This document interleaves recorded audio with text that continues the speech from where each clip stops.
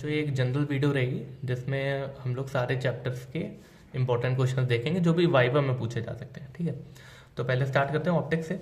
इसमें सबसे पहले तो वही पूछ सकते हैं कि लॉ बताओ क्या है।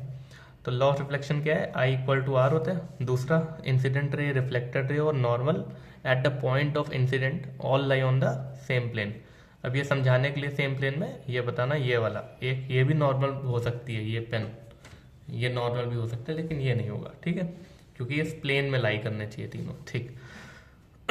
दूसरा इंपॉर्टेंट जो है वो तुम्हारा लेंस के ऊपर या फिर लेंस मेकर फॉर्मूले से पूछा जा सकता है। तो बेटा लेंस मेकर फॉर्मूला पूछेंगे क्या होता है तो वो बता देना क्या होता है। ठीक है, 1/f equal to mu minus 1 1/r1 minus 1/r2। r1 r2 with sign लिए जाएंगे। ठीक, म्यू क्या होता है बेटा, ये mu lens divide by mu medium. अच्छा, म्यू मीडियम अगर एयर है तो म्यू मीडियम कितना रख दोगे, 1, तभी म्यू लिखा हुआ है। ठीक है, एक इंपॉर्टेंट बात कि अगर हम इसको ऐसे मीडियम में रख दें जहां पर म्यू लेंस का छोटा हो जाए, किससे, मीडियम से, तो देखो मीडियम बड़ा हो गया मतलब डिनोमिनेटर बड़ा हो जाएगा।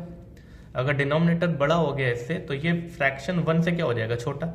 ये 1 से छोटा हो जाएगा तो माइनस कर दो, मतलब एफ का साइन चेंज हो जाएगा।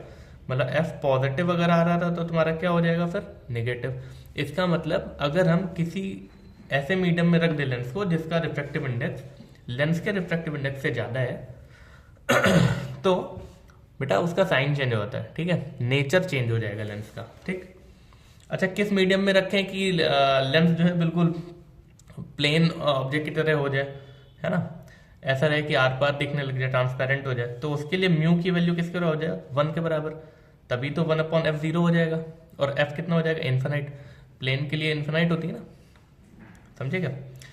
खैर छोड़ो, तो ये हो गया। ठीक है, तीसरा पॉइंट क्या पूछा जा सकता है, विबग्योर के ऊपर पूछा जा सकता है, प्रिज्म के ऊपर पूछा जा सकता है। तो प्रिज्म पहले देख लेते हैं। तो प्रिज्म क्या करता है, बेस की तरफ रिफ्लेक्ट करता है और ये आएगा v और ये क्या हो जाएगा बेटा r। सबसे कम बेटा r रिफ्लेक्ट होती है, क्यों, सॉरी रिफ्लेक्ट करा, रिफ्लेक्ट होती है ना, इसका डेविएशन सबसे कम होता है। क्यों होता है, जो डेल्टा की वैल्यू किसके बराबर होती है बेटा, म्यू माइनस 1 इंटू ए के बराबर होती है।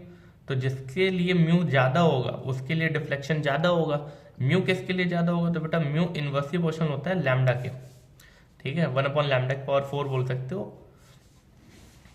ओके, इसे कॉची रिलेशन भी बोलते हैं, नोट्स में देखना कराया हुआ है, इसको कॉची रिलेशन बोलते हैं। ठीक है, तो जिसका लैम्डा ज्यादा होगा उसका म्यू क्या हो जाएगा, कम, और उसका म्यू कम होगा तो उसका डिफ्लेक्शन भी क्या होगा, कम। Delta equal to mu minus 1 into a, thin prism के लिए रहता है। ठीक है, ये वाला याद रखना।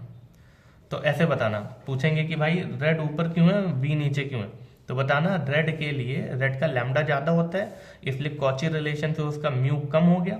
म्यू कम होने से म्यू माइनस 1 इंटू है मतलब डेल्टा उसका क्या हो जाएगा, कम, डेविएशन कम हो जाएगा। क्लियर हो गया बात। सेम ऐसे वी का ज्यादा होता है, ऐसे बता देना। ठीक। ठीक बेटा, उसके बाद आई डेल्टा कर्व पूछेंगे कि आई डेल्टा कर्व बताओ। तो आई डेल्टा कर्व के लिए क्या करोगे, ऐसे बोलना कि डेल्टा आई कर्व, ऐसे बोलना कि इस पॉइंट पर आई की वैल्यू किसके बराबर हो जाती है, ई के बराबर। इंसिडेंट इमरजेंस क्या हो जाता है आपस में, बराबर, है ना। उस पॉइंट पर डेल्टा कैसा आता है बेटा, मिनिमम। ठीक बेटा, ये पूछेगा ये यहाँ पे आई मिनिमम क्यों है इस ग्राफ का, इसके पीछे ग्राफ एग्जिस्ट क्यों नहीं कर रहा, क्योंकि बेटा ये जो प्रिज्म है यहाँ से सपोज करो ऐसे करके जो जा रही लाइट, ये हो गया बेटा आई, ये हो गया r1, ये हो गया बेटा r2, ये हो गया तुम्हारा ई। ठीक है, तो अगर हम इसको छोटा करते जाएं, इस आई को छोटा करते जाएंगे तो r1 छोटा होता जाएगा। और हमें पता है कि r1 प्लस r2 किसके बराबर होता है, एंगल ऑफ प्रिज्म ए के। तो अगर हम आई को छोटा करते जाएंगे तो r1 छोटा होता जाएगा, r1 छोटा होगा तो r2 बढ़ेगा क्योंकि इसका सम कांस्टेंट होना चाहिए, है ना। तो r2 बढ़ेगा, r2 बड़ा होगा तो सोचो ये बढ़ते बढ़ते एक ऐसी वैल्यू पहुंचेगा जिस पॉइंट पे यहाँ पर क्या हो जाएगा, TIR। और ये सेम कॉन्सेप्ट रिपीट कर रहा है जेई मेंस में, है ना। इस साल इस कॉन्सेप्ट पे बहुत सारे क्वेश्चन है, अपन कर चुके हैं इसका। तो R2 बड़ा होगा, इसका मतलब R2 जब थीटा सी के बराबर हो जाएगा तो इमरजेंस कितना हो जाएगा, 90 डिग्री हो जाएगा, ऐसे करके जाएगा, है ना, समझेगा। तो इसको हम बहुत छोटा नहीं कर सकते, तो एक मिनिमम वैल्यू होगी जिस वैल्यू पर R2 की वैल्यू किसके बराबर होगी, थीटा सी के, उस पॉइंट पर इतना आएगा। उससे छोटा कर दोगे तो पीछे ग्राफ ही नहीं बनेगा, ये रहा वाला। ठीक है, और मैक्सिमम कितना कर सकते हो, आई की वैल्यू मैक्सिमम कितनी जाएगी, 90 जाएगी। ठीक है, इंटरचेंज करते हैं आई और ये एक दूसरे को, कोई प्रिज्म को थोड़ी ना पता है यहाँ से कि यहाँ से। अच्छा, एंगल ऑफ प्रिज्म के ऊपर एक सवाल आ सकता है बेटा, ये कर चुके हैं अपन, अगर इधर से जा रहा है तो ये एंगल ऑफ प्रिज्म होगा, लेकिन अगर ऐसे करके सपोज को कुछ ऐसे करके आया तो बेटा ये एंगल ऑफ प्रिज्म होगा, क्योंकि ये होगा इंसिडेंट प्लेन, ये होगा इमर्जेंट प्लेन। इंसिडेंट और इमर्जेंस के बीच का एंगल ऑफ प्रिज्म होता है। ठीक है, angle of plane incident plane और इमर्जेंट प्लेन के बीच का एंगल होता है। ठीक है, नोट देखना उसमें बताया। ठीक है, चलो ये हो गया तुम्हारा ऑप्टिक्स से रिलेटेड। वाइवा रिलेटेड ही क्वेश्चन डिस्कस करेंगे केवल, जो पूछे जा सकते हैं। अब कटिंग ऑफ लेंस के ऊपर एक सवाल पूछ सकते हैं कि अगर हम इस लेंस को ऐसे करके कट कर दें, बेटा लेंस आधा कट हो गया ना, तो अब इस साइड की देखो, इस साइड की जो रेडियस होगी कितनी होगी, इन्फिनिट। इस साइड की रेडियस आ रही रही, तो 1/f equal to mu minus 1 1/r1 minus 1 ये हो गई इन्फिनिटी, तो ये खत्म हो जाएगा। ठीक है, और वैसे क्या होता अगर दोनों साइड की आर आर होती तो 1/r माइनस माइनस का आर आ जाता इस साइड वाले की। ठीक है, तो ये आती बेटा म्यू माइनस 1 2/r, ये आता 1/f। तो f की वैल्यू कितनी आती, r/2 टाइम्स म्यू माइनस 1। लेकिन अब f डैश कितना आ रहा है, r/ यहाँ से कितना आ रहा है, यहाँ से r/म्यू माइनस 1, मतलब फोकल लेंथ क्या हो गई, डबल। तो अगर हम ऐसे काटेंगे तो फोकल लेंथ हो जाती बेटा डबल, f हो जाता है बेटा 2f, पावर कितनी हो जाएगी, पावर हो जाएगी आधी। याद कराया था लेंथ को अगर तुम ऐसे करके ये तुम यहाँ से कट कर दोगे तो बेटा ये हो जाएगा पावर आधी हो जाएगी, p/2 फोकल लेंथ डबल हो जाएगी। ठीक है, अब एक बार अगर हम इसको हॉरिजॉन्टली काटें ऐसे करके तो कोई भी चेंज नहीं होगा। क्लियर है मेरी बात। ठीक, ये हो गया बेटा लेंथ से रिलेटेड। फिर आ जाते हैं ब्रूस्टर लॉ और उस पर, है ना, पोलराइजेशन वगैरह। चलो वेव ऑप्टिक्स की बात करते हैं। ठीक, तो वेव ऑप्टिक्स देख लेते हैं, वेव ऑप्टिक्स में क्या है।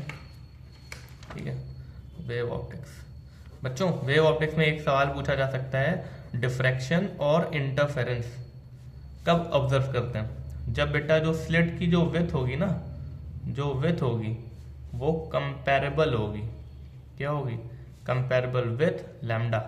जो लाइट यूज कर रहे हो ना, जिसकी वेवलेंथ यूज कर रहे हो उसके कंपैरेबल होगी, तभी होता है ये। ठीक है, ये इंपॉर्टेंट बात है।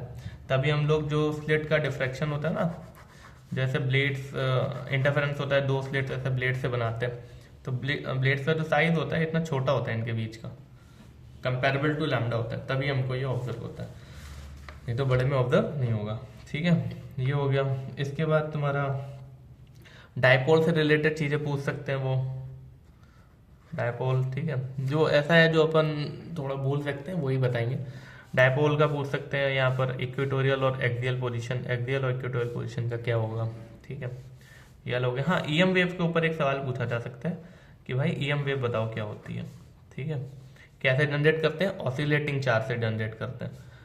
एक्सेलरेटिंग चार्ज पार्टिकल होना चाहिए। चार्ज पार्टिकल अगर रेस्ट पे है तो केवल इलेक्ट्रिक फील्ड, चार्ज पार्टिकल अगर यूनिफॉर्म वेलोसिटी से जा रहा है तो electric field plus magnetic field दोनों आएंगे। ठीक है, लेकिन चार्ज पार्टिकल की वेलोसिटी अगर यूनिफॉर्म नहीं है, नॉन यूनिफॉर्म है, मतलब एक्सेलरेटिंग चार्ज पार्टिकल है, तो ई बी और साथ में क्या जनरेट कर देगा, ईएम वेव। ठीक है, ईएम वेव की डायरेक्शन के लिए क्या करते हैं बेटा, ई इक्वल टू एक तो बी सी रहता है मैग्नीट्यूड के लिए, बाकी ई क्रॉस बी करोगे तो ये तुम्हें डायरेक्शन ऑफ सी दे देगा। ठीक, इसके ऊपर भी बहुत बार सवाल आ रहा है।